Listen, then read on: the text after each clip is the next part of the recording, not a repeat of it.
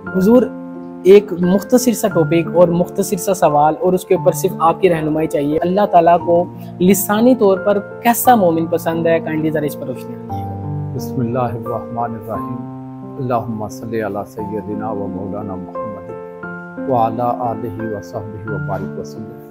तो मैं समझता हूँ इस ज़माने में और इन हालात में इस मौजू पर गुफ्तगू करना और कुरान और हदीस का पैगाम लोगों तक पहुँचाना जो अल्लाह और उसके रसूल सल्लल्लाहु अलैहि वसल्लम की मंशा है, और बतौर मोमिन हमें उस जैसा किरदार अपनाना इसकी बड़ी ज़रूरत है कि मोमिन की ज़ुबान आका अलैहिस्सलाम ने फरमाया अगर वो ज़मानत देते तो उसे जन्नत की तरफ ले जाएंगे। अखलाक के ही एक दायरे के अंदर रह के सिर्फ जुबान से ही हम अखलाक जाहिर कर सकते हैं। बहुत खूबसूरत बात की आपने। आखिरी क्वेश्चन जो आपने हुजूर शेखुल इस्लाम सैयदी व मुर्शिदी आपसे कोई एक सबक सीखा हो लिसानी तौर पर, वो क्या सबक था, वो ज़रा हमारे व्यूअर्स के साथ जो है ना शेयर कीजिए। अस्सलाम वालेकुम दोस्तों, मैं हाफिज़ अवैस बेग। होप सो आप बिल्कुल ठीक होंगे, खैरियत से होंगे। आज मेरे साथ जो शख्सियत मौजूद हैं वो मिनहाजुल कुरान इंटरनेशनल का एक बहुत बड़ा सितारा जो कि हमारे साथ तशरीफ़ फरमा हैं, और मैं ये समझता हूँ कि मेरे लिए ये एज़ाज़ की बात है, मुझे आपका टाइम मिला, आपकी मोहब्बत और आपकी शफ़क़त मिली। व्यूअर्स, जो आज का हमारा टॉपिक है, आपको जिस तरह मालूम है कि हमारी एक मोमिन की नशिस्त चल रही है, और ये नशिस्त का 5वां क्वेश्चन है कि अल्लाह ताला को लिसानी तौर पर कौन सा मोमिन पसंद है। तो मेरे साथ मौजूद हैं हज़रत अल्लामा मौलाना नफीस हुसैन। तो अल्लामा साहब, अस्सलामु अलैकुम वरहमतुल्लाहि वबरकातुहू। जी वालेकुम अस्सलाम वरहमतुल्लाह। हुजूर, एक मुख्तसर सा टॉपिक और मुख्तसर सा सवाल और उसके ऊपर सिर्फ आपकी रहनुमाई चाहिए। अल्लाह ताला को लिसानी तौर पर कैसा मोमिन पसंद है, काइंडली ज़रा इस पर रोशनी डालिएगा। बिस्मिल्लाहिर्रहमानिर्रहीम। अल्लाहुम्मा सल्ली अला सय्यदिना व मौलाना मुहम्मद व अला आलिहि व सहबिहि व बारिक वसल्लम। सबसे पहले तो मैं आपका शुक्रिया अदा करता हूँ, आप तशरीफ़ लाए और आज एक आपने इंतहाई अहम मौजू पर आपने नाज़रीन को, सामईन को मौका दिया कि इस पर बात की जाए, और इस चैनल की वसातत से हमारे लिए अखलाकी और रूहानी तौर पर ऐसा समा मिले जिससे हम रहनुमाई लेते हुए अपनी ज़िंदगी को संवार सकें और बेहतर कर सकें। तो मैं समझता हूँ इस ज़माने में और इन हालात में इस मौजू पर गुफ्तगू करना और कुरान और हदीस का पैगाम लोगों तक पहुँचाना जो अल्लाह और उसके रसूल सल्लल्लाहु अलैहि वसल्लम की मंशा है, और बतौर मोमिन हमें उस जैसा किरदार अपनाना इसकी बड़ी ज़रूरत है। इसकी गुफ्तगू का आगाज़ मैं आका अलैहिस्सलातु वस्सलाम की अहादीस मुबारका से करता हूँ।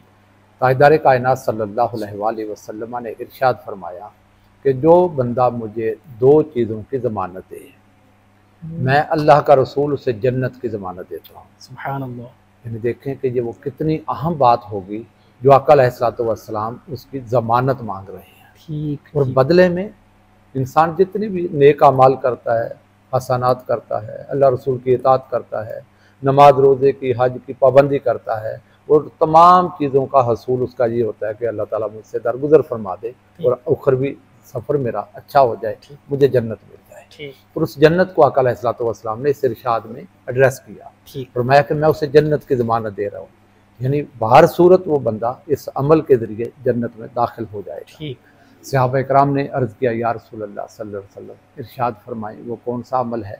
तो आका अलैहिस्सलाम ने फरमाया 2 चीज़ें हैं। एक वो जो अपनी ज़बान की मुझे ज़मानत देती, और दूसरा इसके साथ ही मुतसल फरमाया कि जो 2 रानों के दरमियान यानी शर्मगाह की मुझे ज़मानत देती, मैं उसे जन्नत की ज़मानत देता हूँ। तो एक चीज़ आज हमारी इस मौजू के और गुफ्तगू से जो रेलिवेंट है वो है ज़ुबान की ज़मानत, कि मोमिन की ज़ुबान आका अलैहिस्सलाम ने फरमाया अगर वो ज़मानत दे दे तो उसे जन्नत की तरफ ले जाएगी। अब ज़ुबान को बड़े ही एहतियात के साथ इस्तेमाल करना, मतलब क्या इसका, इससे फोहिश कलामी ना हो, गाली गलोच ना हो, और बदकिस्मती से आज हमारे माशरे में ये बुराई बड़ी आम होती चली जा रही है, बड़ी फैलती चली जा रही है। यानी हमारी तो कोई गुफ्तगू और कलाम गाली के बगैर तसव्वुर ही नहीं पाकिस्तान जैसे माशरे, तो इसको अल्लाह रसूल पसंद नहीं करते।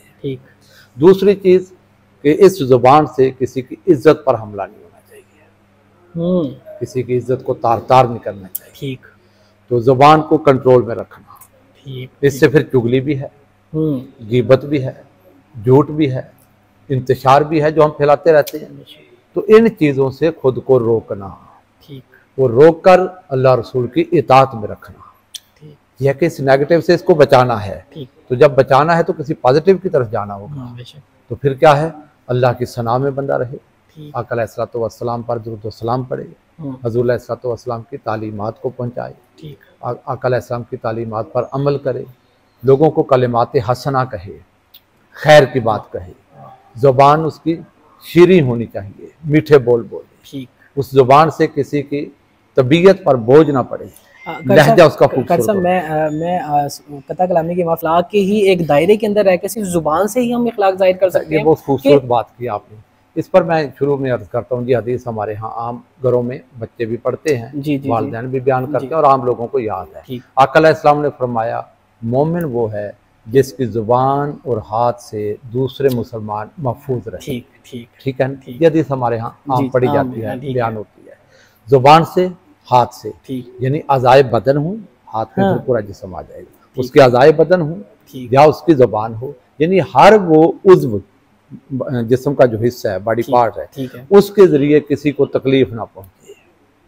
ओके, तो फिर उस पर कमाहो कहो अमल हो जाएगा। लेकिन क्योंकि हम जुबान पर बात कर रहे थे, इसलिए हम जुबान पर ही अहादीस से बात ला रहे थे। तो एक तो यह है कि इंसान की जुबान, उससे शीरीं मीठी गुफ्तगू होनी चाहिए, अखलाक हसना, उससे बात करे तो तरबियत नजर आए, गाली गलोच ना हो, फोश कलामी ना हो, दिल आज़ारी ना हो, इज्जत पर हमला ना हो। और दूसरा, आका अलैहिस्सलातु वस्सलाम की जो हदीस मैं चाहता हूँ आज हमारे नाजरीन इसको अपने जहनों में महफूज करें। आका बिलखसूस मैं ये ख़वातीन से भी मुखातिब हूँ। आका अलैहिस्सलातु वस्सलाम ने इरशाद फरमाया, जहन्नुम में जो बड़ी तादाद देखी उसकी वजह 2 सबब थे। ये हम सब के लिए काबिल तवज्जो है। जो दोज़ख में बड़ी तादाद गई लोगों की, मर्द औरत, उनका बड़ा सबब 2 चीज़ें थी। एक उनकी ज़ुबान, और इसी हदीस वार्क में जो दूसरा हिस्सा है वो शर्मगाह के बारे में है, यानी माशरे को फहाशी से, उरियानी से, फिस्क से, फजूर से और रवैयों से बचाना, अपनी ज़िंदगी को, किरदार को और अपने मतलका लोगों को। तो आका अलैहिस्सलातु वस्सलाम बार बार इस पर तवज्जो दिला रहे हैं, इस पर जोर दे रहे हैं, इस पर अमल की तरफ लोगों को राग़िब कर रहे हैं।